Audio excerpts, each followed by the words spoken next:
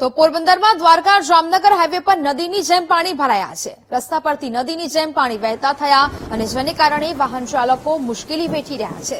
છેલ્લા 3 દિવસથી રસ્તા પર પાણી વહેતા ટ્રાફિક પ્રભાવિત થયો છે। પોરબંદર, દ્વારકા અને જામનગર જવા માટે વાહન ચાલકો આ રસ્તાનો ઉપયોગ કરે છે। પોરબંદરમાં વરસાદ બાદ પણ જળભરાવની સ્થિતિ યથાવત જોવા મળી રહી છે।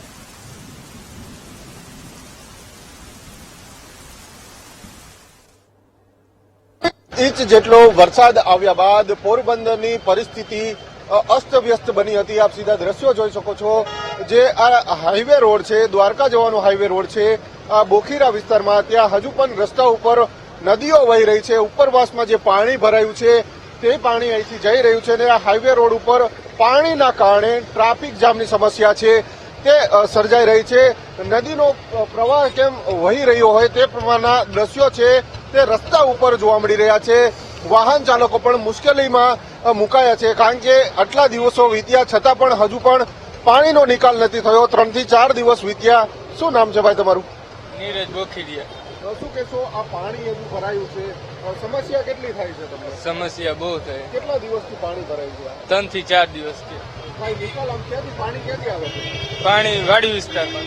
જે પ્રમાણે સ્થાનિકો કહી રહ્યા છે 3 થી 4 દિવસ જેટલો સમય વીત્યો છે છતાં પણ પાણીનો નિકાલ છે તે થયો નથી।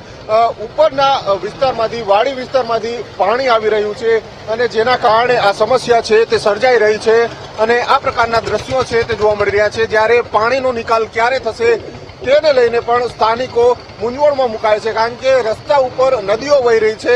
એક તરફ દ્વારકા જવાનો આ હાઈવે રોડ છે અને ત્યારે આ પ્રકારના દ્રશ્યો છે તે પોરબંદરમાં જોવા મળી રહ્યા છે। સતત જે પાણીનો પ્રવાહ છે તે વધી રહ્યો છે। ઉપરવાસમાં વાડી વિસ્તારમાં પાણી ભરાય છે અને આ પાણીના નિકાલ માટેનો આ તંત્ર દ્વારા પ્રયાસ કરવામાં આવ્યો છે, પરંતુ રસ્તા ઉપરથી પાણી પસાર કરવામાં આવી રહ્યું છે। પાણીની સ્પીડ પણ વધારે છે, એટલે કે નદીનો જે પ્રવાહ જતો હોય તે પ્રકારનો પ્રવાહ હવે રસ્તા ઉપર જોવા મળી રહ્યો છે। કેમેરામેન ધવલ સાથે ભાવેશ ચંદ્રવા, વીટીવી ન્યૂઝ, પોરબંદર।